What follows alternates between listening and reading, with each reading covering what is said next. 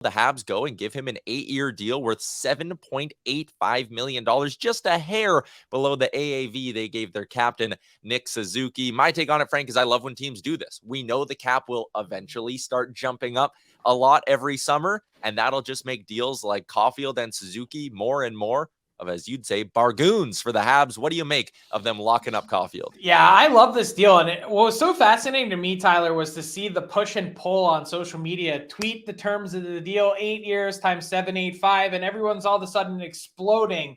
This is the most bipolar contract extension I've ever seen. Half of the audience is saying, what an overpayment for this little guy who's been injured already to this point in his NHL career. And the other half are saying, this is an absolute steal, a team-friendly deal. It's so weird to see the two polls because you would think, well, if that is indeed the case of both these sides saying two opposite things, does that mean that the Montreal Canadiens got it right? Not only do I think they got it right, I think it's an absolute home run for the Habs. You consider where this cap is heading. We're going to be playing at a $100 million a year salary cap before this deal is halfway old. And so you've now purchased the very best years of Cole Caufield's career from age 22 to essentially 30, maybe 31 he turns by the end of it. Mm-hmm.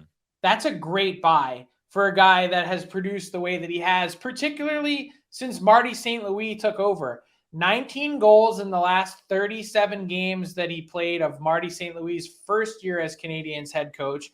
And then you take a look at the production that he had this past season, 26 goals in 46 games, which was a lost year for almost every Canadian, given that the injuries that they all faced. So, yeah, has there been some bad luck there? Is there some risk with Caufield, given his size and given the injury factor? Yeah, but that's not really a risk for the Montreal Canadiens because, for one, that contract will be insured, and two, knowing where this cap is heading, he's going to be essentially being paid second line money